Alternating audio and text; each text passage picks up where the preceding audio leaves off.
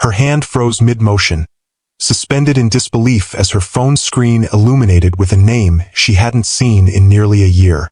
For a heartbeat, the world narrowed to that glowing rectangle on her kitchen counter.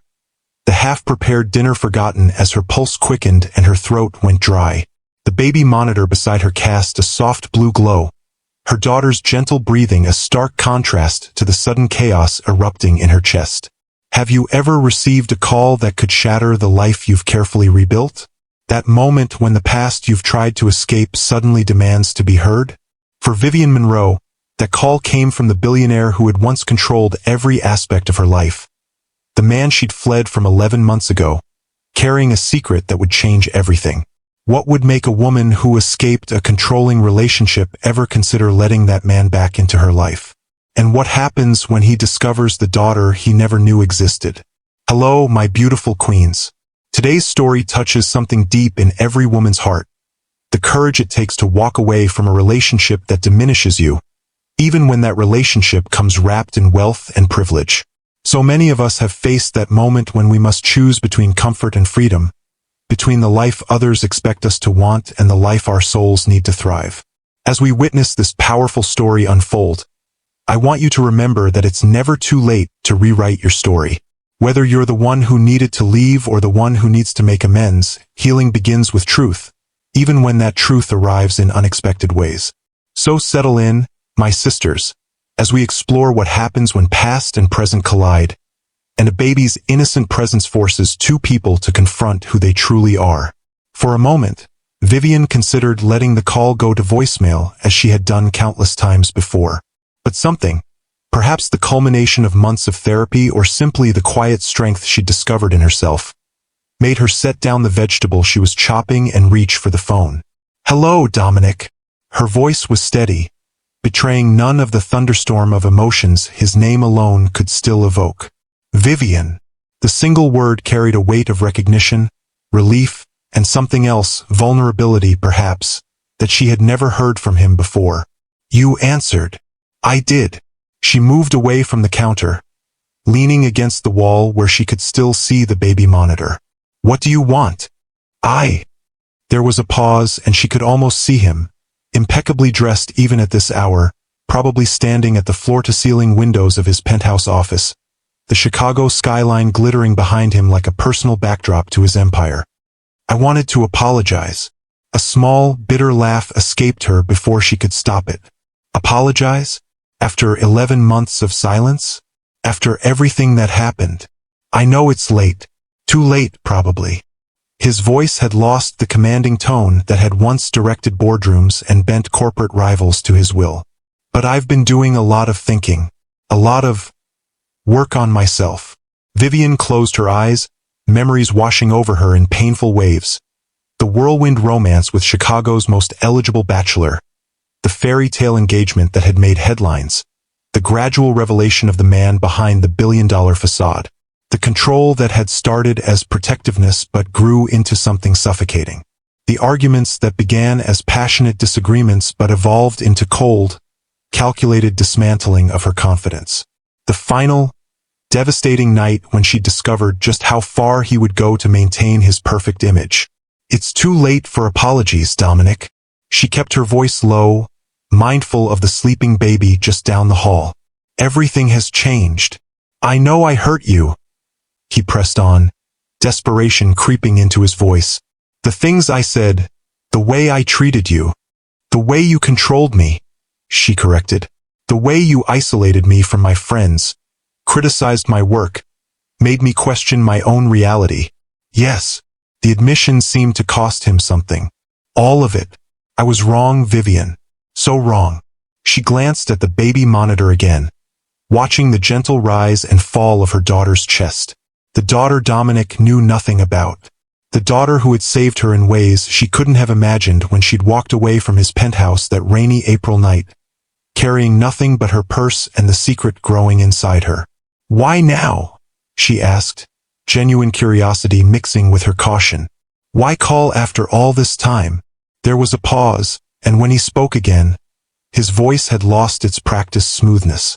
"I've been in therapy, intensive therapy, for 6 months now. My My sister insisted after what happened with you. After you left. Vivian raised an eyebrow, surprised. Dominic had always dismissed therapy as crutches for the weak. His sister Eliza, the only person in his life who had ever stood up to him, had been trying to get him to see someone for years. Eliza finally got through to you then? She did. Another pause. She told me I'd lost the only woman who ever loved me for myself. Not my money or power. And she was right. Vivian felt a complicated knot of emotions tighten in her chest. Vindication. Sorrow. A dangerous flicker of something she couldn't afford to feel anymore. I'm glad you're getting help, Dominic. I really am. She meant it despite everything. But it doesn't change what happened between us. I know. His voice dropped lower. I don't expect you to forgive me. I needed you to know that I understand now. What I did. Who I was. And I'm trying to be better. The baby monitor lit up as her daughter stirred, making a small sound before settling again. Vivian's heart clenched. I have to go, she said abruptly. Vivian, please. Goodbye, Dominic. She ended the call before he could say anything else. Before the complicated emotions his voice stirred could weaken her resolve. For a long moment, she stood motionless in her kitchen, the half-prepared dinner forgotten. Then she moved to the window, looking out at the modest but charming view of her neighborhood. So different from the spectacular vistas of Dominic's world, but so much more real, so much more hers. If you've ever had to rebuild your life after a relationship that tried to diminish you, hit that like button right now.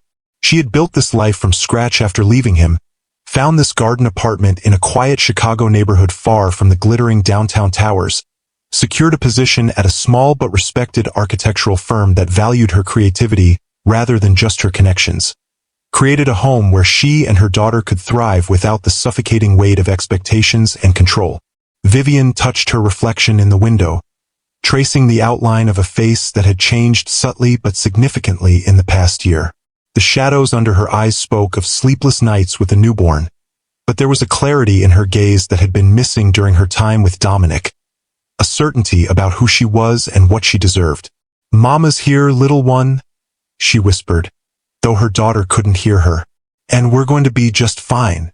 She returned to her abandoned dinner preparations, chopping vegetables with renewed purpose.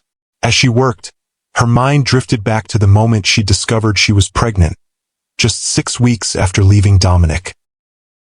She'd been sitting on the floor of her tiny bathroom in the temporary apartment she'd rented, staring at the positive test with a mixture of terror and wonder. Her first thought had been practical. How would she manage financially? Her second had been protective. How would she keep this child safe from Dominic's controlling influence? But her third thought, the one that had ultimately guided her decision, was simpler. This baby deserved a mother who was whole, who knew her own worth, who could model strength rather than submission. That night, she'd made 2 promises: to never tell Dominic about the pregnancy, and to build a life where her child would never witness her being diminished by anyone. Now, as she finished preparing a simple dinner for one, Vivian wondered if she'd made the right choice. Not about leaving, she'd never doubted that decision, but about keeping Lily's existence a secret. Did a child have the right to know their father, even if that father had been emotionally abusive to their mother? Did Dominic have the right to know he had a daughter, regardless of how he treated Vivian? These questions had haunted her for months, but she'd always circled back to the same conclusion. Until Dominic proved he could respect boundaries and treat people as equals rather than possessions, he wasn't safe to have in their lives.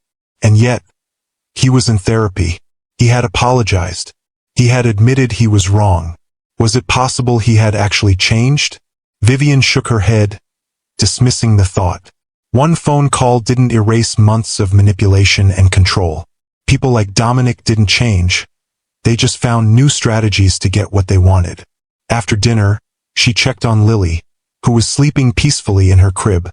One tiny fist curled beside her cheek. At 8 months old, she was already showing hints of Dominic's features. The same striking blue-gray eyes, the same determined set to her chin. But her spirit was all her own, curious and joyful and resilient in a way that sometimes took Vivian's breath away. "You're the best decision I ever made," she whispered, gently stroking her daughter's dark hair. No matter what happens. Later, as she prepared for bed, Vivian found herself thinking about the first time she'd met Dominic Blackwood, 3 years earlier at a charity gala for Chicago's historic architecture preservation. She'd been there representing her firm, a junior architect excited to network with potential clients.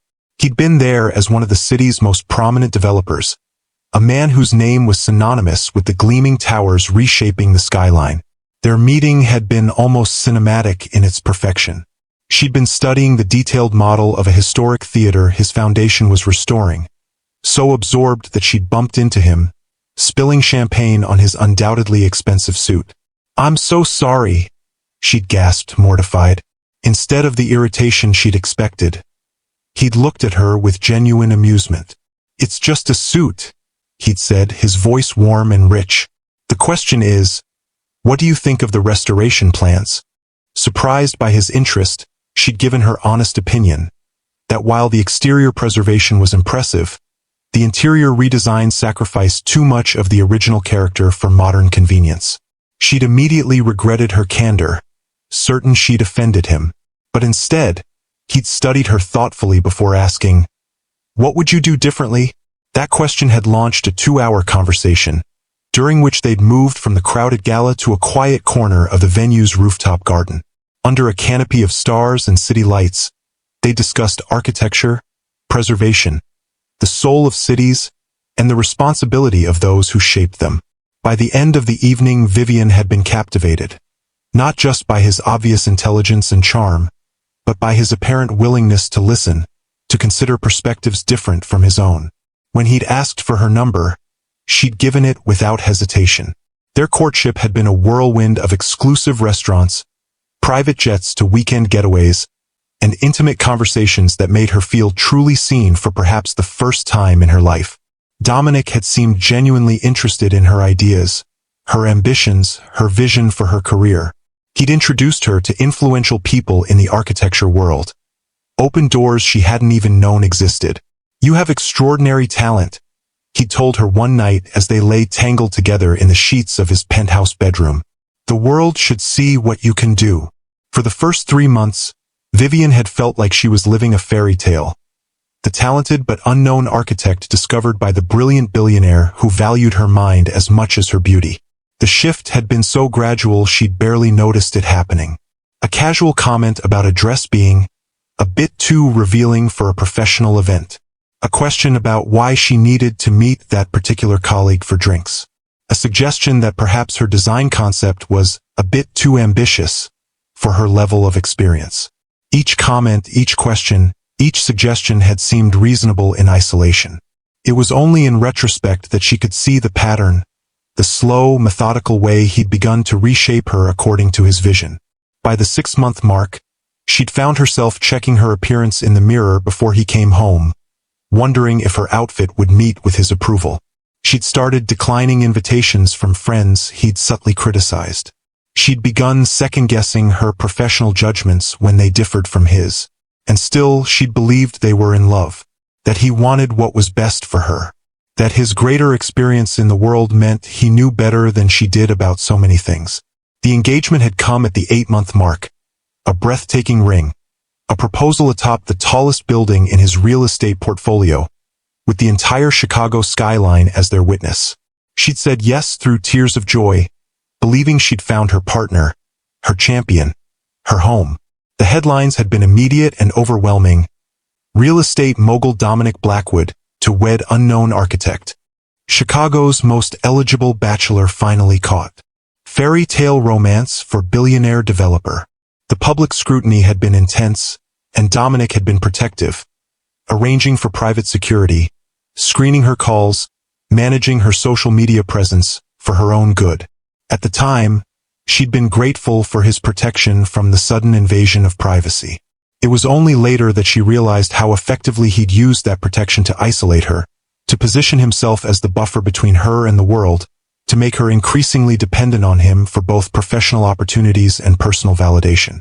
By the time she'd begun to recognize the true nature of their relationship, they were 10 months in, 2 months from the wedding, and she'd already lost touch with most of her friends, become estranged from family members who'd expressed concerns about the relationship's intensity, and grown accustomed to seeking Dominic's approval before making even minor decisions. The realization hadn't come as a sudden epiphany but as a slow, creeping horror, the gradual understanding that the man she loved, the man she'd agreed to marry, was systematically erasing the woman she'd been and replacing her with a carefully curated version of herself that better suited his needs and image. But even then, she might have gone through with the wedding if not for that final, devastating night, the night she discovered just how far Dominic Blackwood would go to maintain control. 3 days after Dominic's unexpected call, Vivian was gathering her things to leave work when her phone buzzed with a text from her neighbor, Mrs. Abernathy. "There's a man in a very expensive suit sitting in a car outside your building. Been there for almost an hour. Should I be concerned?" Vivian's stomach dropped. She knew instantly who it was. Dominic had always been persistent when he wanted something. It was how he'd built his real estate empire from nothing, how he'd pursued her despite her initial reluctance, how he tried to shape her into his vision of the perfect partner. "I'll handle it, Mrs. A. Thank you for letting me know."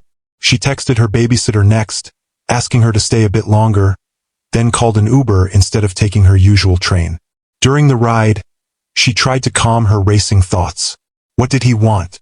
Why come in person after that phone call? What would she say to him? By the time the Uber pulled up half a block from her building, Vivian had centered herself. She spotted his car immediately. A sleek black Bentley that stood out like an exotic bird among the practical sedans and SUVs of her neighborhood. As she approached, the driver's door opened, and Dominic stepped out. He looked both exactly the same and somehow different. The bespoke suit, the perfectly styled dark hair with distinguished touches of silver at the temples, the commanding presence that seemed to bend the very air around him, all unchanged. But there was something different in his posture, less rigid perhaps, and definitely something new in his eyes as they found hers. "You shouldn't be here," she said without preamble, stopping several feet away from him. "I know." He made no move to come closer, respecting the distance she'd established. "But I needed to see you." "Why?" She crossed her arms, aware of curious glances from neighbors walking dogs or returning from work. "What could you possibly have to say that couldn't be said over the phone?" "That I'm sorry." His voice was quiet but carried clearly in the evening air. "That I was wrong.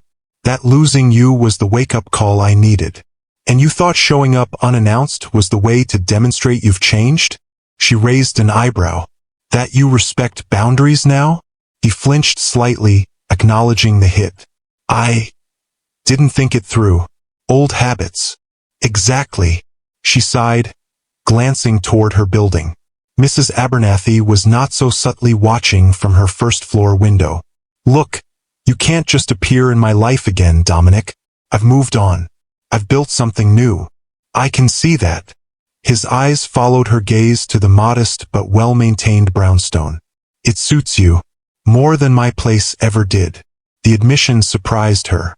The Dominic she'd known would never have acknowledged that anything could be better than what he provided. "Why are you really here?" she asked, softening her tone slightly. He ran a hand through his hair, a gesture of uncertainty she'd rarely seen from him. "I've been doing this intensive therapy program. Part of it is making amends, really facing the people I've hurt." He met her eyes directly. "You're at the top of that list, Vivian." She studied him, looking for the manipulation, the calculated charm that had once swept her off her feet. But all she saw was a man struggling with genuine remorse, and perhaps something else, something that looked almost like hope. "5 minutes," she said finally. "You can come up for 5 minutes. Say what you need to say, and then you need to leave." Relief washed over his features. "Thank you. If you believe in standing your ground even when facing someone who once held all the power, subscribe to Timeless Love Tales with Mr. Harrison for more stories of women reclaiming their strength." As they walked toward her building, Vivian sent a quick text to her babysitter. "Unexpected visitor. Please take Lily to your apartment until I text again." By the time they reached her door, Vivian's heart was pounding. No one from her old life with Dominic had ever seen her new home, her new reality. The worlds had remained separate, like parallel universes that never touched. Until now. It's not what you're used to, she said as she unlocked the door, suddenly self-conscious despite herself. I'm not here to judge your home, Vivian. She led him into the living room, a warm, inviting space filled with second-hand furniture she'd lovingly restored, colorful textiles, and architectural sketches framed on the walls. Evidence of her daughter was everywhere. A soft blanket draped over the couch, a tiny pair of shoes by the door, a collection of board books stacked on the coffee table. Dominic took it all in, his expression unreadable. You've made a beautiful home. Thank you. She remained standing, making it clear this wasn't a social visit. You said you wanted to make amends. He nodded, seeming to gather his thoughts. What I did to you was unforgivable. The control, the criticism, the gaslighting. I see it all now. I told myself I was protecting you, supporting you, but I was really just trying to make you into someone who wouldn't threaten me. Threaten you? She hadn't expected this level of self-awareness. Your independence. Your brilliance. He gestured to the architectural sketches. You are extraordinary, Vivian. And instead of celebrating that, I tried to dim it because it made me feel insecure. She blinked, surprised by his candor. You never seemed insecure about anything. A sad smile crossed his face. That was the biggest lie of all. The one I told myself. He took a deep breath. I don't expect forgiveness. I don't even expect you to believe I've changed. But I needed you to know that I understand what I did. And I'm truly sorry for the pain I caused you. Vivian felt something shift inside her. Not forgiveness exactly, but perhaps the beginning of a kind of peace. Thank you for saying that. It matters. He nodded, glancing around the room again. You seem happy here. You've built a good life. I have. She followed his gaze as it landed on a framed photo of her holding Lily. Their faces turned away from the camera as they looked out over Lake Michigan. A very good life. Something in his expression changed as he registered what he was seeing, the unmistakable silhouette of a mother and infant. You have a child? Before Vivian could respond, a sound came from down the hall, the babysitter's voice, followed by a baby's happy gurgle. Viv? Sorry to interrupt, but Lily needs you. She won't take the bottle from me. Dominic's head snapped toward the sound, his eyes widening as the babysitter appeared in the doorway, holding a squirming 8-month-old with a shock of dark hair and striking blue-gray eyes identical to his own. Time seemed to stop as Dominic stared at the baby, comprehension dawning across his face in waves. The timing, the familiar features, the reason Vivian had disappeared so completely. Is she? His voice failed him. Vivian moved to take her daughter, who immediately calmed in her arms. Yes, she said simply. This is Lily, my daughter. Our daughter, he whispered, the words barely audible. The babysitter, sensing the tension, quietly excused herself, promising to return tomorrow at the usual time. For a long moment after the door closed, neither Vivian nor Dominic spoke. Lily babbled happily in her mother's arms, oblivious to the emotional earthquake shaking the foundations of the adult's world. Why didn't you tell me? He finally asked, his voice rough with emotion. Vivian held her daughter closer. You know why. And he did. The last night they were together, the night she discovered he'd been monitoring her calls, had hired someone to follow her when she met with friends he didn't approve of, had been systematically isolating her from anyone who might negatively influence her. The night she'd confronted him and he'd coldly informed her that once they were married, he expected her to give up her hobby of architecture and focus on being the perfect wife and hostess his position demanded. It had started with a misdirected text message. Vivian had been working late at the office, finalizing designs for a community center project she'd been passionate about, when her phone had chimed with a message from an unknown number. Subject followed target to Meridian Coffee on Michigan Avenue meeting with R. Wilson again. Photos attached as requested. Before she could process what she was reading, 3 photos had appeared. Images of herself, leaving her office building, walking to a nearby coffee shop, and sitting across from Rachel Wilson, her former college roommate and closest friend, whom Dominic had repeatedly suggested was unstable and jealous of their relationship. Confused and increasingly alarmed, Vivian had called the number. A man had answered, immediately professional, Sentinel Security. Who requested surveillance on Vivienne Monroe? She'd asked, her voice shaking. There had been a pause. Then, I'm sorry, ma'am, but I can't discuss client matters. I am Vivienne Monroe, she'd said, and I think you just sent me photos of myself by mistake. Another pause, longer this time.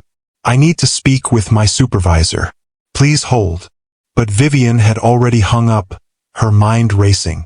She'd gone straight to Dominic's penthouse, using her key to let herself in. He'd been in his home office on a conference call, but had ended it immediately when he saw her expression. What's wrong? He'd asked, rising from his desk. Without a word, she'd shown him the text and photos. She'd expected denial, perhaps, or at least surprise. What she hadn't expected was the flash of irritation that had crossed his face before he'd composed himself. It's not what you think, he'd said, his voice calm and reasonable. There have been threats against some of my projects. I hired security for both of us. Then why was I being followed to a coffee shop with Rachel? Why were photos being taken? Why wasn't I told? I didn't want to worry you. He'd moved toward her, reaching for her hands, but she'd stepped back. And frankly, I was concerned about Rachel's influence. She's never supported our relationship. Because she saw what I couldn't, Vivian had whispered, the pieces suddenly falling into place. The way you were isolating me, controlling me. Don't be dramatic, Vivian. His tone had hardened slightly. Everything I've done has been for us, for our future. No. The clarity had been sudden and overwhelming. It's been for you, for your image, for your comfort. His expression had changed then, the mask of concern slipping to reveal something colder. You're upset. We'll discuss this tomorrow when you're thinking more clearly. I'm thinking more clearly than I have in months, she'd said. Tell me the truth, Dominic. How long have you been having me followed? How many of my conversations have you monitored? How many of my friendships have you deliberately undermined? Instead of denying it, he'd sighed, as if dealing with a petulant child. You don't understand the world I operate in, Vivian. The position you'll hold as my wife. There are expectations, standards that must be maintained. Standards? She'd echoed, incredulous. Yes, and part of that means leaving certain distractions behind. He gestured dismissively. Your little architectural projects. These friends who don't understand our world. Once we're married, you'll have new responsibilities, new priorities. You mean your responsibilities. Your priorities. Our priorities, he'd corrected. His voice taking on the patronizing tone she'd come to dread. You knew who I was when you accepted my proposal. Did you really think nothing would change? I thought we were partners, she'd said, her voice breaking. I thought you loved me for who I am. I do love you, he'd insisted, reaching for her again. I'm trying to help you become the best version of yourself. She'd backed away, suddenly seeing with perfect clarity the future that awaited her if she stayed. A life of increasing isolation, of diminishing autonomy, of slowly disappearing into Dominic's shadow until there was nothing left of the woman she'd been. No, she'd said, removing her engagement ring and placing it on his desk. You're trying to turn me into the best version of what you want. And I can't do it anymore. She'd left that night, in the pouring rain, taking nothing but her purse and the clothes on her back. She'd gone to a hotel, paid cash, and spent the night alternating between tears and a strange, liberating sense of relief. The next day, she'd arranged for a friend to collect some of her things from Dominic's penthouse while he was at work, had found a temporary apartment, and had begun the process of rebuilding her life. 6 weeks later, she'd discovered she was pregnant. Now, standing in her modest living room with Lily in her arms and Dominic staring at them both with naked emotion, Vivian finished recounting that night. I couldn't bring a child into that environment, she said quietly. I couldn't let her grow up watching her mother being controlled and diminished. I couldn't risk you doing the same to her. Dominic's face crumpled, the carefully maintained facade of the billionaire developer completely gone. He sank onto the edge of the couch, his eyes never leaving the baby's face. "She has my eyes," he said, his voice breaking, "and your stubborn chin."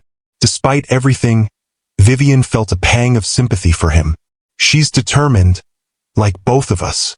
May I?" He hesitated, then gestured vaguely toward the baby. "Could I hold her?" Vivian hesitated. This wasn't how she'd imagined this moment, if she'd ever imagined it at all. But looking at Dominic now, seeing the naked vulnerability in his expression, she made a decision. "Sit back," she instructed. And when he did, she carefully placed Lily in his arms, showing him how to support her head even though she was well past needing it. The moment Lily settled against him, looking up with curious eyes at this new person, something extraordinary happened.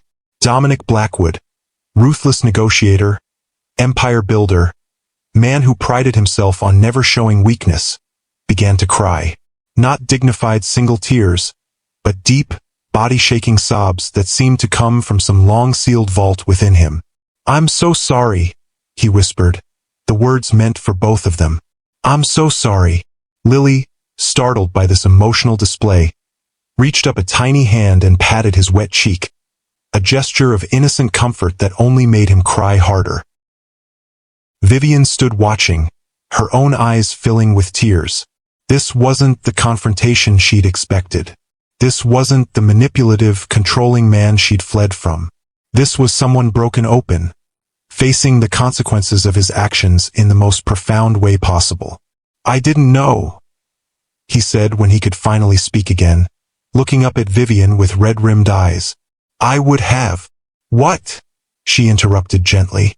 "What would you have done, Dominic? The man you were then."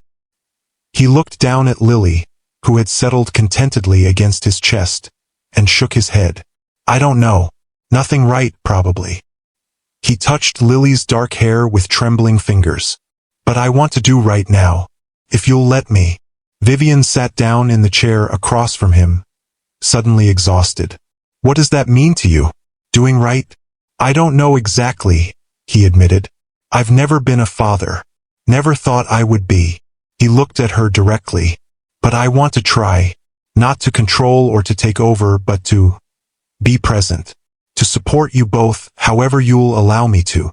"It's not that simple," she said. "You can't just walk in and claim fatherhood after everything that happened." "I know." He nodded, still cradling Lily with surprising gentleness. "I know I have to earn your trust. I know that might take years if it happens at all. But she's my daughter too, Vivian. And I want to be in her life if you'll let me." Vivian watched as Lily grabbed Dominic's finger, her tiny hand wrapping around it with the instinctive grip of infancy. The sight stirred complicated emotions: protectiveness, uncertainty, and a reluctant acknowledgement that regardless of their past, this man was her daughter's father. "I need time to think," she said finally. "This isn't a decision I can make tonight." "Of course." He nodded, understanding in his eyes. "Take all the time you need." They sat in silence for a few moments, the only sound Lily's occasional happy gurgle as she explored Dominic's watch with curious fingers. "She's extraordinary," he said softly, watching their daughter with wonder. "Just like her mother." The compliment, delivered without his former calculating charm, caught Vivian off guard. "Thank you. I mean it." He looked up, his expression earnest. "I mean it." He looked up, his expression earnest. "Everything you've built here, this home, your career, raising our daughter alone, it's remarkable. I don't think I fully understood your strength until this moment." Vivian wasn't sure how to respond to this new Dominic, this man who seemed capable of genuine admiration without the undercurrent of control. Before she could formulate a reply, Lily began to fuss, rubbing her eyes with tiny fists. "She's getting tired," Vivian said, rising to take her. "It's past her bedtime." Dominic relinquished the baby reluctantly, his hands lingering for a moment as if trying to memorize the feel of her. "She's perfect," he whispered. "I should put her down," Vivian said, needing a moment alone to collect her thoughts. "Wait here." In the nursery, a cheerful room painted in soft yellows and greens, Vivian went through Lily's bedtime routine on autopilot, her mind racing. The man sitting in her living room seemed genuinely transformed by the sight of his daughter. But was it real? Was it lasting? Or would the controlling, manipulative Dominic resurface once the shock wore off? As she laid Lily in her crib, singing softly until the baby's eyes fluttered closed, Vivian found herself at a crossroads. She could ask Dominic to leave and take time to process everything that had happened. She could consult with a lawyer about establishing formal custody arrangements. She could even, theoretically, try to keep him out of Lily's life entirely, though she suspected he would fight that decision with all the considerable resources at his disposal. Or she could take a leap of faith, a cautious one with clear boundaries, and see if the man who had just held his daughter with such tenderness was truly different from the man she'd fled 11 months ago. When she returned to the living room, Dominic was standing by the window, looking out at the quiet street. He turned when he heard her, his expression still raw with emotion. "She's asleep," Vivian said, keeping her voice low. He nodded. "Thank you for letting me meet her, for letting me hold her. I know you didn't have to do that." "No, I didn't." She crossed her arms, studying him. "But she deserves to know her father. And this is a very big if, Dominic, if you can prove that you've really changed." Hope flickered across his face. "What would that look like to you? Proving I've changed?" It was a fair question, one Vivian had been asking herself since his unexpected appearance. Respect for boundaries, for starters. No more showing up unannounced. No investigating me or my friends. No trying to control how I raise Lily or live my life. "Agreed," he said immediately. "Completely agreed. And I need to see consistency. Not just words or grand gestures, but sustained effort over time." "I understand." He took a deep breath. "Would you consider allowing me to see her occasionally? To start building a relationship with her? Under whatever conditions make you comfortable." Vivian considered this. Part of her wanted to delay, to take weeks to think through all the implications. But another part recognized that Lily was growing and changing every day. If Dominic was genuinely committed to being a father, perhaps it wasn't fair to either of them to postpone that connection unnecessarily. "We could start with short visits," she said cautiously. "Here where she feels secure. Once a week, maybe." Relief washed over his features. "Thank you. That's more than I had any right to expect. And I want to talk to your therapist," she added. "Not about the details of your sessions, but to confirm that you're genuinely doing the work." He nodded without hesitation. "I'll have Dr. Winters call you tomorrow, with your permission." "Good." She moved toward the door, signaling that their time was up. "And Dominic? If at any point I feel that your presence is harmful to Lily or to me, this arrangement ends. Immediately." "I understand." He stood, gathering his coat. "I won't let either of you down again." As he reached the door, he paused, turning back to her with an expression of such naked vulnerability that it momentarily took her breath away. "I know I have no right to ask this, but could I have a photo of her? Just to have with me?" The request was so simple, so human, that Vivian found herself nodding. She took out her phone, scrolled through her gallery, and selected a recent picture of Lily laughing in her high chair, sunlight catching the auburn highlights in her dark hair. "I'll text it to you," she said, sending the image to his number. "Thank you." His voice was thick with emotion as his phone chimed with the incoming message. He glanced at the screen, a smile breaking through his tears. "She's beautiful. Like you." The compliment hung in the air between them, neither fully accepted nor rejected. Then Dominic straightened his shoulders, composing himself. "I'll wait for your call about when I can visit. On your terms, Vivian. Always on your terms from now on." After he left, Vivian leaned against the closed door, emotions washing over her in waves. Anger at the man who had tried to control her. Fear about what his reappearance might mean for the life she'd built. Confusion about the apparent sincerity of his transformation. And beneath it all, a tiny, dangerous flicker of something she wasn't ready to name.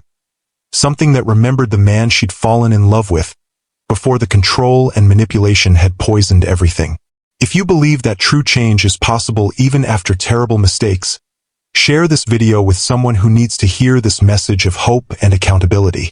The next morning, Vivian received a call from Dr. Catherine Winters, Dominic's therapist. The conversation was brief but illuminating. Without violating confidentiality, Dr. Winters confirmed that Dominic had been in intensive therapy for 6 months, was doing profound work on understanding the roots of his controlling behavior, and was genuinely committed to transformation. "I can't promise you he'll never struggle again," Dr. Winters said candidly. "Patterns established over a lifetime don't disappear overnight. But I can tell you that in my 20 years of practice, I've rarely seen someone confront their demons with such determination." "What changed?" Vivian couldn't help asking. "He was so resistant to therapy before." There was a pause on the line. "I can't share specifics, but I will say that sometimes it takes losing something irreplaceable to recognize the cost of one's behavior. Dominic hit what we call a rock bottom after you left." After the call, Vivian sat at her kitchen table, watching Lily play with colorful blocks on her activity mat. The baby was blissfully unaware of the life-altering decisions being made around her, focused entirely on the joy of stacking one block atop another, only to knock them down with a delighted giggle. "What do you think, little one?" Vivian asked softly. "Should we give your daddy a chance to know you?" Lily looked up at the sound of her mother's voice, offering a gummy smile that melted Vivian's heart. Whatever she decided, it would be with this smile in mind, this innocent joy that deserved protection above all else. That evening, Vivian texted Dominic. "Saturday morning, 10 a.m. You can spend an hour with Lily. We'll be here." His response came immediately. "Thank you. I'll be there. Is there anything I should bring or no?" The question was so practical, so focused on Lily's needs rather than his own desires, that Vivian found herself softening slightly. She loves books with textures she can touch, and she's starting to pull herself up on furniture, so watch your coffee if you bring any. Noted. No coffee, yes to texture books. I'll see you both Saturday. The exchange was cordial, almost businesslike, but underneath ran currents of emotion neither of them was ready to address directly. Saturday arrived with a crisp autumn chill in the air. Vivian dressed Lily in a cozy sweater and leggings, trying not to overthink the significance of the day. At precisely 10 a.m., there was a gentle knock at the door. Dominic stood on the threshold, looking both nervous and determined. He carried a small gift bag but was otherwise empty-handed. No grand gestures, no extravagant presents, just a man coming to meet his daughter properly for the first time. "Good morning," he said, his voice carefully modulated. "Thank you for this." Vivian nodded, stepping back to let him in.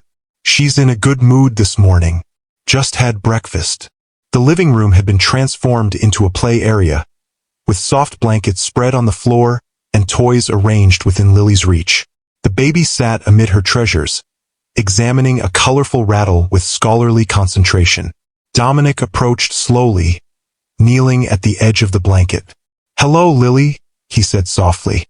At the sound of his voice, Lily looked up, studying this new person with curious eyes.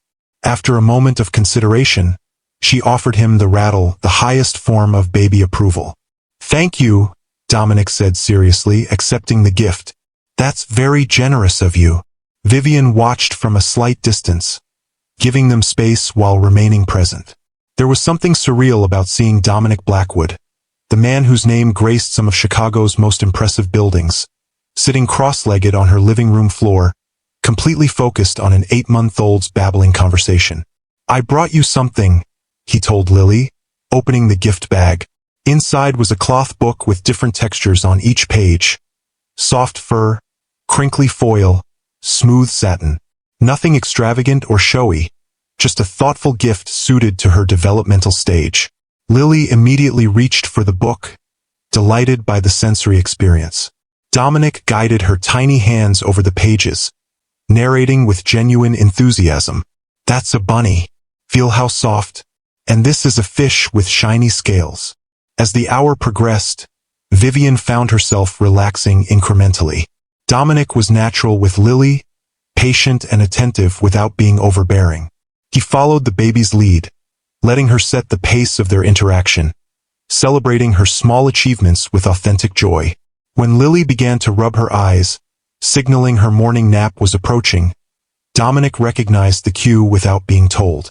"Someone's getting sleepy," he observed, helping gather the toys they'd been playing with. "She'll need to go down for her nap soon," Vivian confirmed. Dominic nodded, standing reluctantly. "Same time next week?" he asked, hope evident in his voice. "Yes," Vivian found herself saying. "That would be fine." At the door he paused. "Thank you, Vivian, for today. For giving me a chance I probably don't deserve." "I'm not doing it for you," she reminded him gently. "I'm doing it for Lily." "I know." His smile was tinged with sadness. "But I'm grateful nonetheless." After he left, Vivian put Lily down for her nap, then sat in the nursery rocker, processing the morning. The man who had just spent an hour playing with their daughter seemed worlds away from the controlling figure who had monitored her calls and hired someone to follow her. Was it possible for someone to change so fundamentally? Or was this just another performance? Another manipulation? Only time would tell. And for Lily's sake, Vivian was willing to wait and see. The weeks that followed established a new rhythm to their lives. Dominic came every Saturday morning, spending an hour with Lily while Vivian remained nearby. As Lily grew more comfortable with him, their interactions deepened. He learned her favorite songs, the toys that made her laugh, the subtle differences between her hungry cry and her tired fussing. For his part, Dominic maintained scrupulous respect for the boundaries Vivian had established. He never arrived early or stayed late. He never brought extravagant gifts or tried to impress with his wealth. He never questioned Vivian's parenting decisions or suggested alternatives unless specifically asked. He was, in every observable way, honoring his promise to do things on her terms. One Saturday in late November, as the first snow of the season dusted Chicago streets, Dominic arrived for his usual visit looking uncharacteristically hesitant. "Is everything okay?" Vivian asked as she let him in. "Yes," he said quickly. "Everything's fine. I wanted to ask you something, and I'm not sure how you'll feel about it." Vivian tensed slightly. "What is it?" "Next Saturday is Lily's 9-month birthday," he began carefully. "I was wondering if, instead of our usual hour here, I could take you both to the Lincoln Park Conservatory. It's warm inside, and there's a holiday flower show that I thought Lily might enjoy. All the colors and textures." He rushed to add, "You'd be with us the entire time, of course. It would just be a change of scenery." Vivian considered the request. Over the past weeks, she'd seen consistent evidence of Dominic's commitment to being a good father. He'd never once pressured her for more time or different arrangements. And the conservatory was a public place, safe and appropriate for a baby Lily's age. "That sounds nice, actually," she found herself saying. "Lily and I could use a change of scenery." Relief washed over his features. "Great. I can pick you up, or meet you there, whatever you prefer." "We'll meet you there," Vivian said, maintaining that small boundary. 11 o'clock? Perfect. He smiled, then turned his attention to Lily, who was babbling excitedly from her play mat, clearly recognizing her Saturday morning visitor. The conservatory outing marked a subtle shift in their arrangement.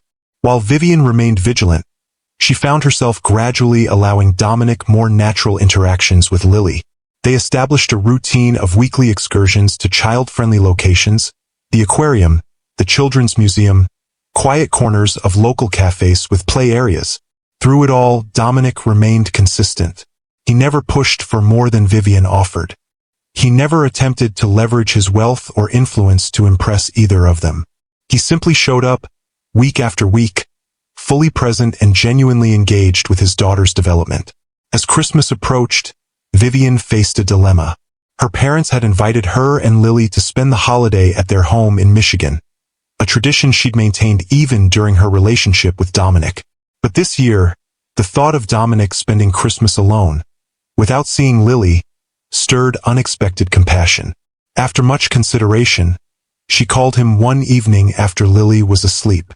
I wanted to let you know that Lily and I will be at my parents' from the 23rd through the 27th, she began. So we'll miss our regular Saturday. I understand, he said, disappointment evident in his voice despite his attempt to hide it. Family traditions are important. Please give your parents my regards. Vivian took a deep breath. Actually, I was wondering if you'd like to see Lily before we leave. Perhaps on the 22nd? We could meet somewhere festive, maybe Millennium Park to see the Christmas tree.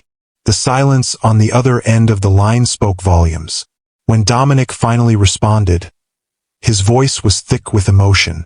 I'd love that. Thank you, Vivian. The outing to see Chicago's massive Christmas tree became another milestone in their evolving arrangement.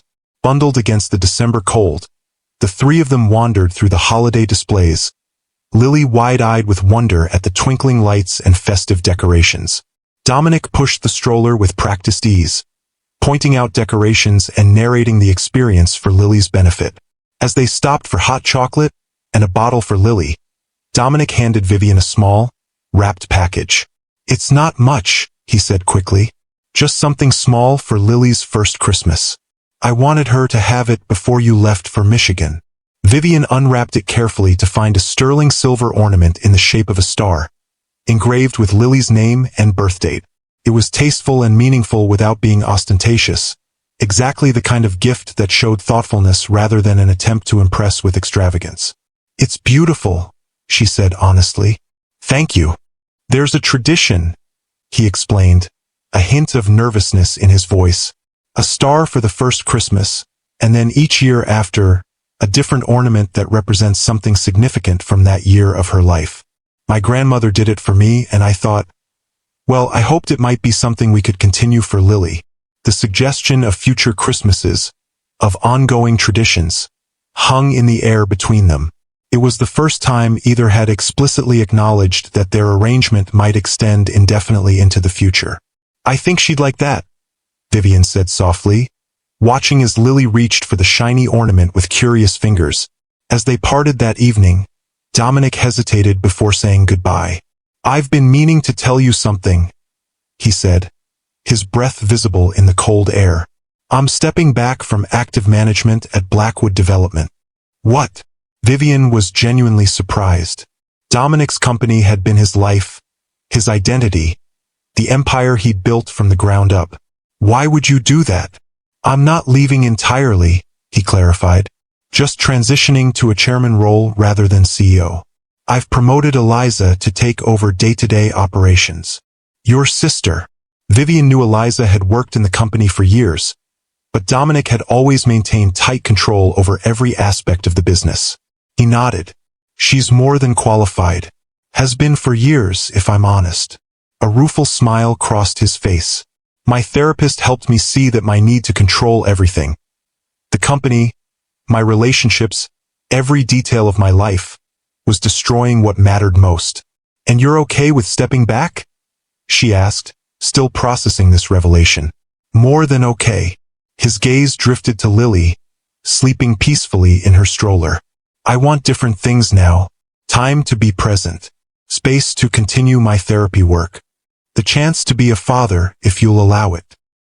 He looked back at Vivian, his expression earnest. I don't want to miss any more of her life than I already have. The decision was so fundamentally contrary to the Dominic she'd known, the man whose identity had been inextricably linked to his position and power, that Vivian found herself momentarily speechless. That's a significant change, she finally managed. The most important one I've made, he agreed. But not the only one. They said their goodbyes with the promise to resume their regular visits after the holidays. As Vivian pushed Lily's stroller toward the train station, she found herself contemplating this new information. Dominic stepping back from his company was tangible evidence of transformation, perhaps the most convincing she'd seen yet. The Christmas visit to Michigan brought its own revelations. Vivian's parents, who had met Dominic only a handful of times during their relationship, were naturally curious about the father of their granddaughter suddenly being involved in her life. Are you sure about this, Vivi? Her mother asked one evening as they sat by the fire, Lily asleep upstairs. After everything he put you through? Vivian considered the question carefully. I'm not sure of anything except that Lily deserves to know her father if he's genuinely committed to being in her life. And so far, he seems to be. People like that don't change, her father said, the protective instinct of a parent who had seen his daughter hurt still evident in his voice. Maybe not usually, Vivian acknowledged, but I've seen something in him these past months that's different. He's humbler, more thoughtful. He listens in a way he never did before. Her mother studied her face. And how do you feel about him now? It was the question Vivian had been avoiding asking herself. I don't know, she admitted. I haven't let myself think about that. Right now, it's about what's best for Lily. Just be careful, her father advised. Guard your heart as carefully as you guard that precious little girl. Returning to Chicago after Christmas, Vivian found herself both anticipating and dreading the resumption of their Saturday routine. The time away had given her space to reflect on the gradual evolution of their arrangement. From strictly supervised visits in her apartment to outings around the city. From rigid boundaries to a more natural co-parenting dynamic.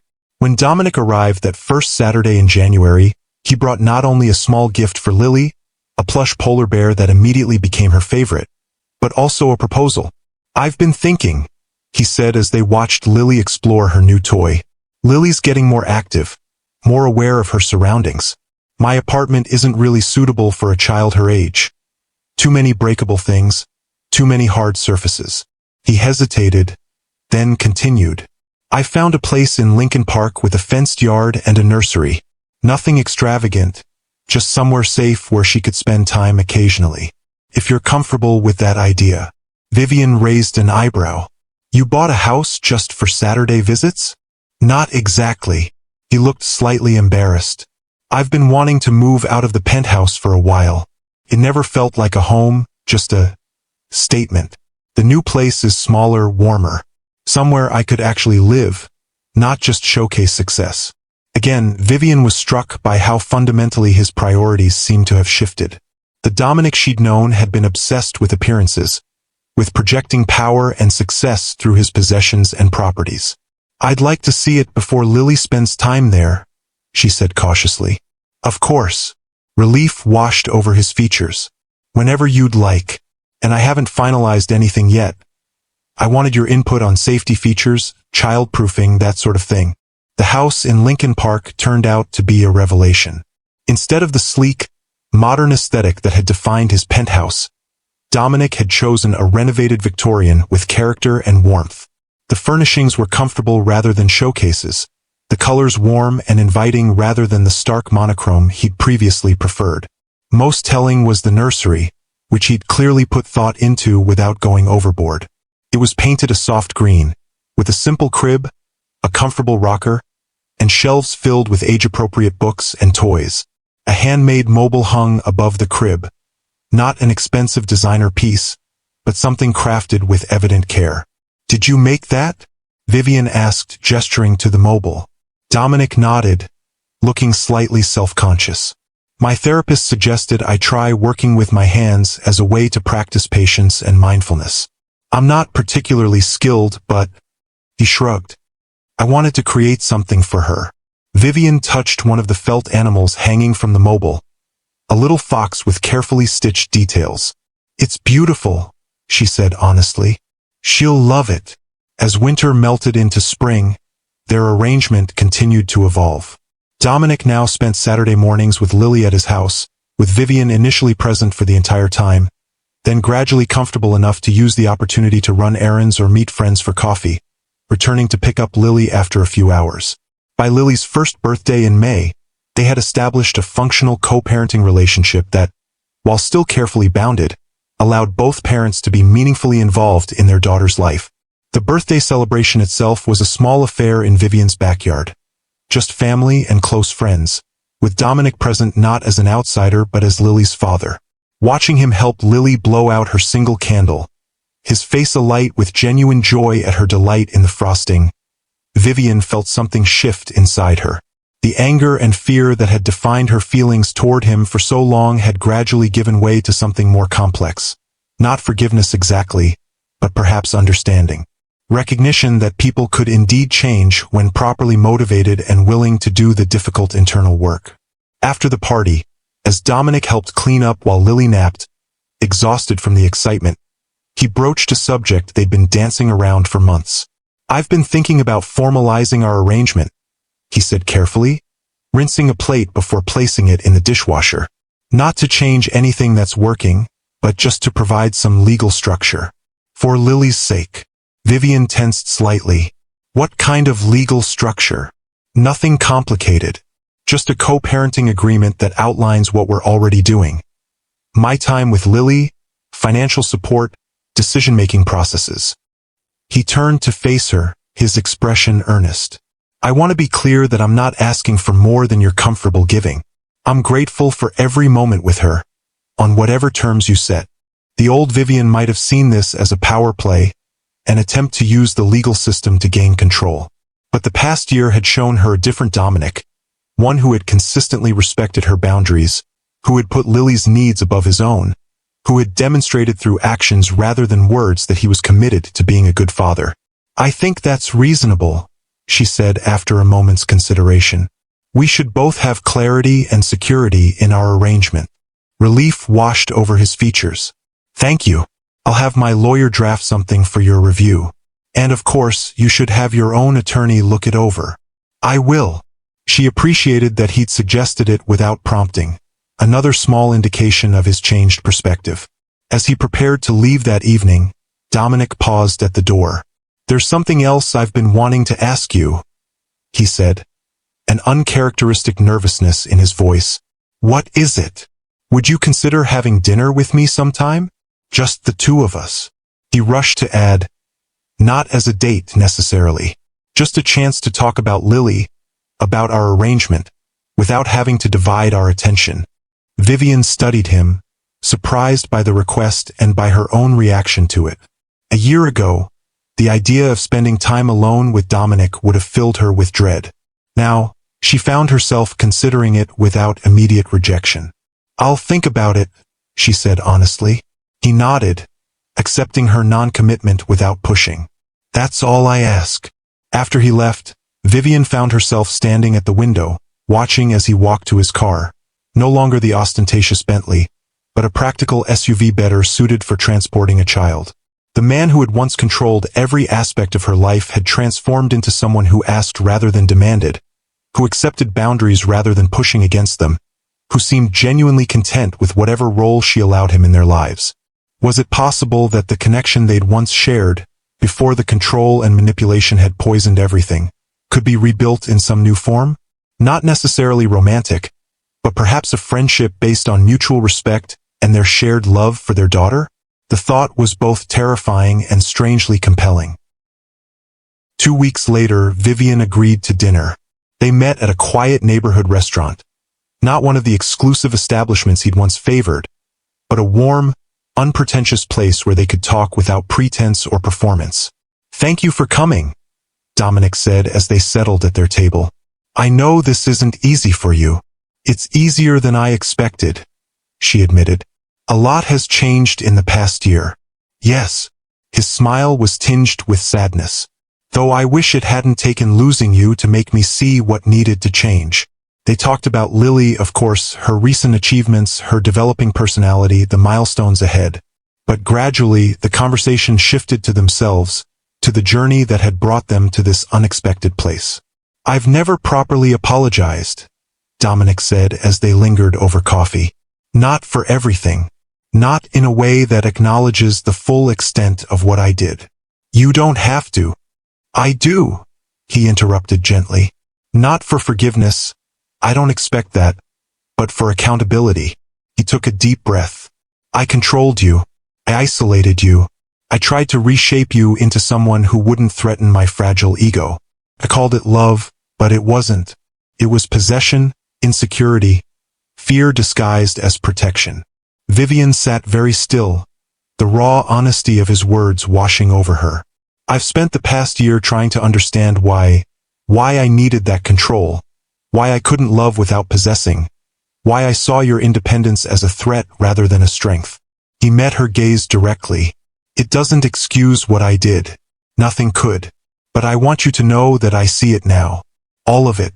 And I'm doing everything in my power to ensure I never treat anyone that way again. Especially our daughter. Thank you for saying that, Vivian said softly. It matters. There's something else. He hesitated, then continued. I want you to know that I support whatever boundaries you need to maintain. If you never want more than a co-parenting relationship, I understand and respect that completely. Your well-being, your autonomy, your happiness, they matter to me now in a way they should have mattered before. The sincerity in his voice, the genuine remorse in his eyes, touched something deep within Vivian. Not forgiveness exactly, but perhaps the beginning of healing. I don't know what the future holds for us, she said honestly, but I'm grateful that Lily will have a father who understands the importance of respect and boundaries, who can teach her that love should elevate, not diminish. That's all I want, he said simply, to be worthy of her, and perhaps someday, worthy of your friendship. As they parted that night, something had shifted between them, not a return to what was, but perhaps the first tentative step toward something new, something healthier, something built on a foundation of hard-earned wisdom rather than fairy tale romance. If this story touched your heart, leave a comment sharing what resonated most with you. And remember, my queens, sometimes the happiest endings aren't about going back to what was, but creating something healthier than you ever thought possible. 1 year later, on a bright spring morning, Vivian stood in her kitchen watching through the window as Dominic pushed Lily on the swing he'd installed in the backyard. The little girl's laughter floated through the open window, a sound of pure joy that never failed to warm Vivian's heart. So much had changed in the 2 years since she'd fled Dominic's penthouse in the rain. The frightened, isolated woman she'd been then had transformed into someone stronger, more confident, more certain of her worth and boundaries. And Dominic, too, had changed. The controlling, insecure man who'd needed to possess what he loved had gradually become someone capable of supporting without smothering, of loving without demanding, of finding joy in Lily's independence rather than feeling threatened by it. Their co-parenting arrangement had evolved into a genuine partnership. Dominic now had Lily 2 days a week and alternate weekends. He attended her doctor's appointments and participated in decisions about her care. He contributed financially without using money as leverage. Most importantly, he consistently demonstrated respect for Vivian's boundaries and autonomy. They weren't a couple again. Perhaps they never would be. The wounds of their past were too deep, the breach of trust too fundamental to simply return to what had been. But they had found something perhaps more valuable. A friendship built on mutual respect, shared purpose, and the hard-earned wisdom that came from confronting their own flaws and failures. As Vivian watched Dominic lift Lily from the swing and spin her around, both of them laughing, she reflected on the unexpected journey that had brought them here. It hadn't been easy. There had been setbacks along the way, moments when old patterns threatened to resurface, when trust wavered, when the weight of the past seemed too heavy to move beyond. But they had persevered, for Lily's sake initially, and eventually for their own. They had learned that true strength wasn't found in control or perfection, but in vulnerability, in accountability, in the courage to change. Dominic looked up, catching Vivian watching them. He smiled. Not the calculated charm of the man she'd once known, but something more genuine, more humble. He set Lily down, and she immediately toddled toward the flower bed, fascinated by a butterfly that had landed on a bloom. "She's fearless," he said as he approached the kitchen window. "Gets that from her mother." Vivian smiled, accepting the compliment for what it was. Genuine admiration without an agenda. "She gets plenty from you too. That determination. That focus. Hopefully only the good parts," he said, a shadow of old regret crossing his face. "We're all works in progress," Vivian reminded him gently. "Even Lily." He nodded, his gaze returning to their daughter, who was now carefully examining a dandelion with scholarly concentration. "I never thought I could love someone this much," he admitted, "or that I could learn to love without needing to control." "You've come a long way," Vivian acknowledged. "We both have, and they had." The journey hadn't ended in the fairy tale reconciliation that stories often promised.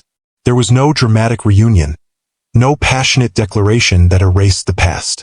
Instead, there was something quieter but perhaps more meaningful.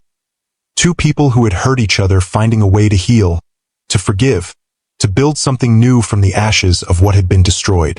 They would always be connected through Lily, bound by the fierce love they shared for their daughter. And perhaps that was enough.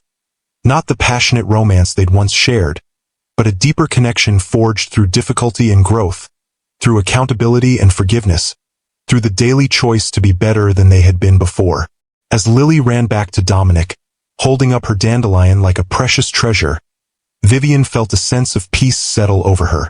Their story hadn't ended the way she'd once imagined, but perhaps it had ended exactly as it needed to, not with a dramatic reunion, but with two people finding their way to a healthier, more authentic connection than they'd ever managed before.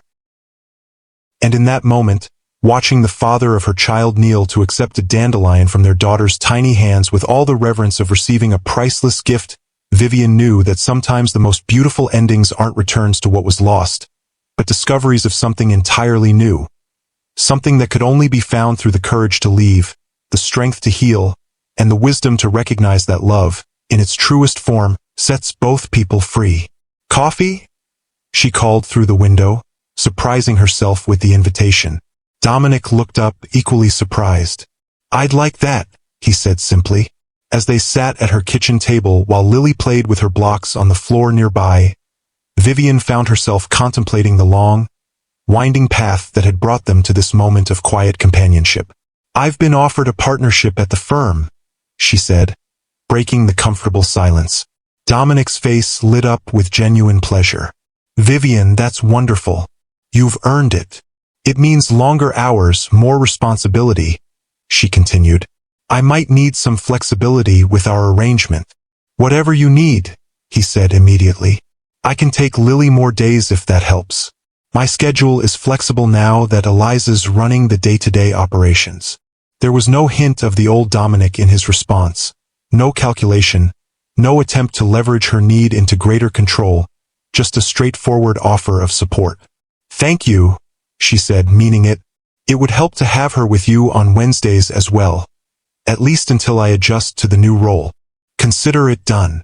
He sipped his coffee, watching Lily over the rim of his cup. "You know, I never properly thanked you." "For what?" "For having the courage to leave." His eyes met hers, sincere and clear. "If you hadn't, I would never have faced myself, never changed. I'd still be that man. Controlling, insecure, slowly destroying everyone who tried to love me." Vivian was silent for a moment, absorbing the weight of his words. "It wasn't courage exactly," she finally said. "It was survival. I couldn't breathe anymore." "I know." Regret shadowed his features. "And I'm so sorry for that. For all of it." "I've forgiven you, Dominic," she said quietly, realizing as she spoke that it was true. "Not for your sake but for mine." Carrying that anger was exhausting. He nodded, understanding. "Thank you. Though I don't expect it to erase what happened." "It doesn't," she agreed. "But it allows us to move forward, to be the parents Lily deserves." They fell silent again, watching their daughter as she meticulously stacked blocks, her little face a study in concentration. There was something peaceful about the moment. No tension, no unspoken agendas, just two people who had once hurt each other deeply now finding a way to exist in the same space with respect and care. "I've been thinking about the future," Dominic said after a while. "About what I want my life to look like beyond being Lily's father and chairman of the company." "And what have you concluded?" Vivian asked, genuinely curious. "That I want to use what I've learned, about myself, about power, about control, to help others." He looked slightly self-conscious. "I've been working with a nonprofit that helps men recognize and address abusive patterns in their relationships. Sharing my story, mentoring those who want to change." Vivian was surprised but impressed. "That's meaningful work." "It feels right," he said simply. "Using my experience to prevent others from making the same mistakes, from causing the same pain." This was perhaps the most profound evidence of his transformation, not just changing for his own benefit or even for Lily's, but extending that change outward, trying to break cycles of control and abuse in others. "I'm proud of you," Vivian said, the words coming naturally despite their complicated history. "That takes courage." "I had a good example," he replied, his eyes meeting hers with quiet appreciation. As the afternoon progressed, they moved to the backyard, sitting on the patio while Lily explored her outdoor toys.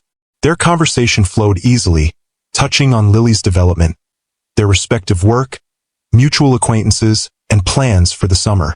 There was a comfort between them that Vivian hadn't expected to find again.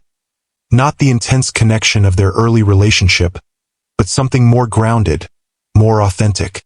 They had seen the worst of each other and had chosen to grow rather than remain trapped in destructive patterns. When it was time for Dominic to leave, he helped clean up Lily's toys and gathered her things with practiced efficiency. At the door, he paused, something unspoken in his expression. "Would you and Lily like to join me for dinner next weekend?" he asked. "At my place? I've been taking cooking classes, and I'd like to try out a new recipe." The invitation hung in the air between them, carrying more weight than its simple words suggested. It wasn't just dinner. It was a step toward something beyond their carefully structured co-parenting arrangement. Not necessarily romance, but perhaps a new kind of friendship, one built on the solid foundation of who they had become rather than who they had been. Vivian considered for a moment, searching her feelings. There was no fear there, no anxiety about hidden agendas or manipulation. Just a quiet curiosity about this man who had once been the center of her world, who had then become her greatest fear, and who now stood before her as someone entirely new. "I'd like that," she said finally. "We both would." The smile that lit his face was genuine, touched with surprise and gratitude. "Saturday at 6? "Saturday at 6, she confirmed. After he and Lily left, their daughter chattering happily about spending the night at Daddy's house, Vivian found herself standing at the window again, watching them walk to his car. There was an ease between father and daughter that warmed her heart, a natural bond that had grown steadily over the past year. Her phone chimed with a text from her friend Rachel. "Still on for brunch tomorrow?" "Absolutely," Vivian replied. "I have news about the partnership. Can't wait to hear. And how are things with the co-parenting situation?"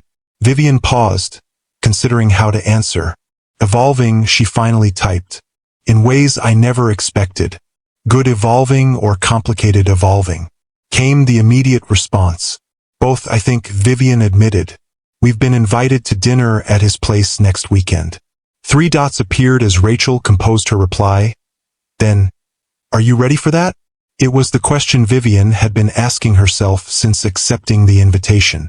Was she ready to explore whatever this new dynamic with Dominic might become? Was she opening herself to potential hurt again? Or was she simply acknowledging the reality that people could change, that forgiveness was possible, that new beginnings sometimes emerged from painful endings? "I think I am," she replied honestly. "Not for what was, but for what might be. Something healthier, something real." "I support whatever makes you happy," Rachel wrote back. "Just remember how far you've come. Don't settle for less than you deserve." "Never again," Vivian promised, both to Rachel and to herself. That night, after finishing some work for her upcoming partnership role, Vivian found herself looking through old photos on her phone. She had deleted most images from her time with Dominic after leaving him, but a few remained, moments that had seemed perfect at the time, before she recognized the subtle control beneath the surface. There they were at the charity gala where they'd first met, Vivian radiant in a blue gown, Dominic handsome and commanding in his tuxedo. On a yacht in the Mediterranean during a vacation that had seemed magical until he'd criticized her for speaking too openly with another guest. At their engagement party, her smile not quite reaching her eyes as he kept a possessive arm around her waist. She swiped further and found more recent photos. Lily's first birthday, with Dominic helping her blow out the candle. A day at the Lincoln Park Zoo, Dominic carrying Lily on his shoulders, his expression one of pure joy. Christmas morning at Vivian's apartment, where he'd been invited to watch Lily open presents.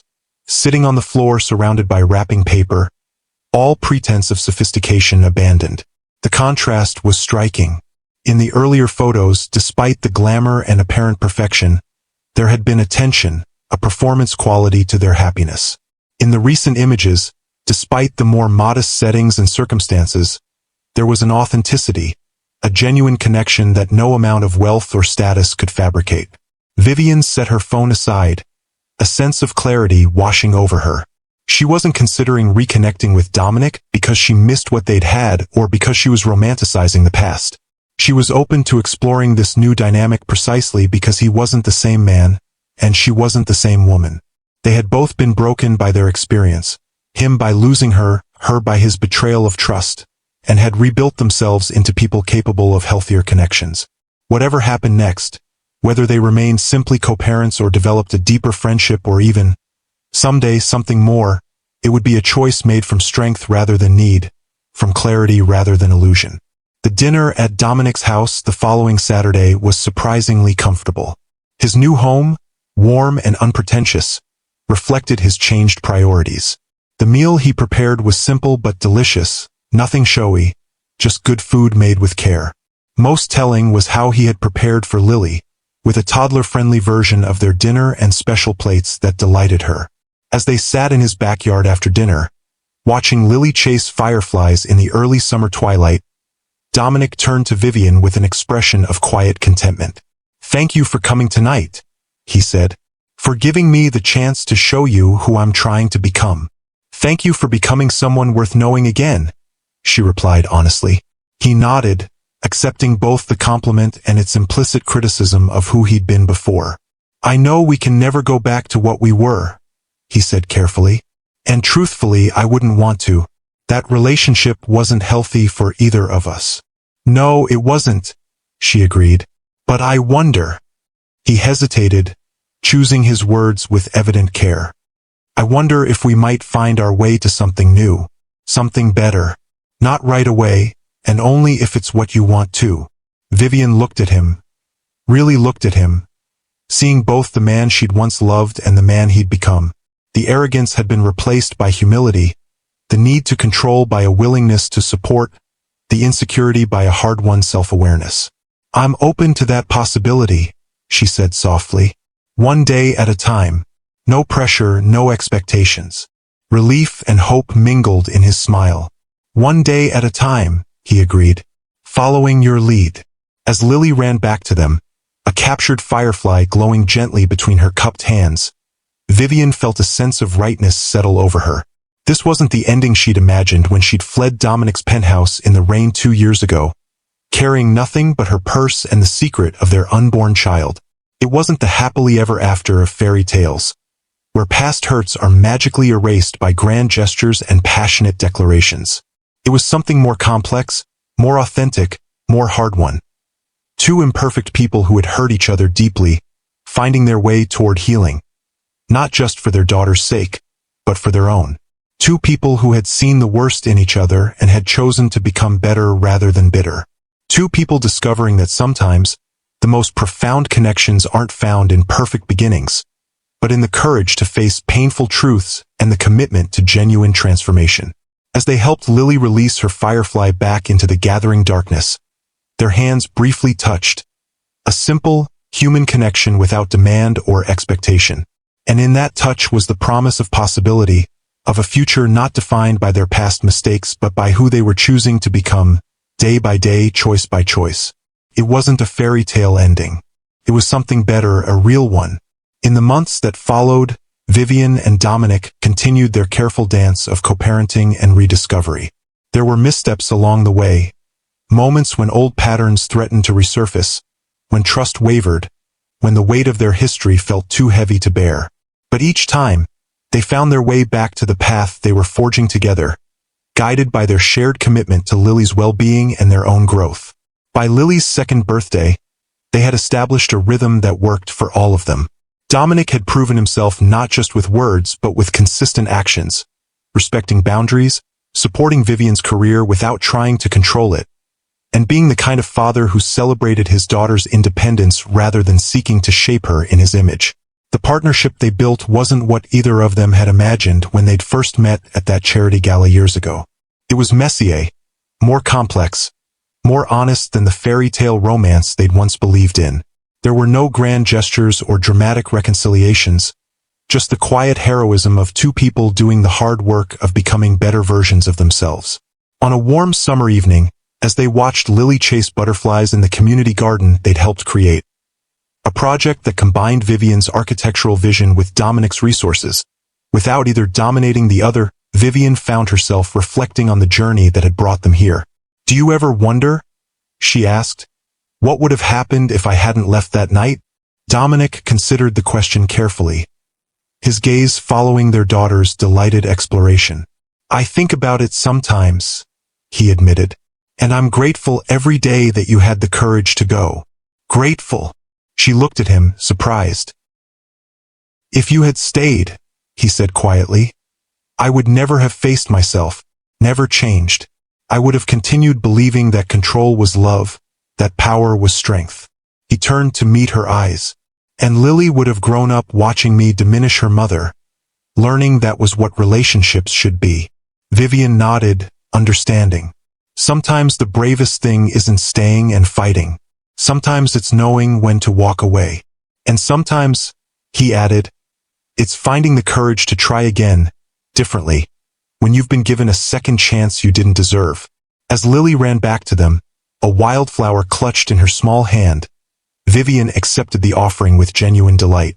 This was the life she had built.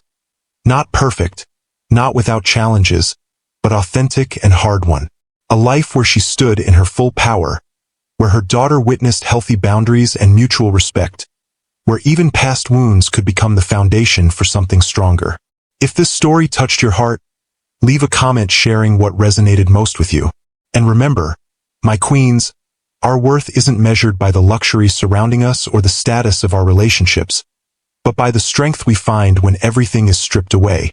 Sometimes the greatest love story isn't about who we end up with, but about finding our way back to ourselves and teaching our children to do the same.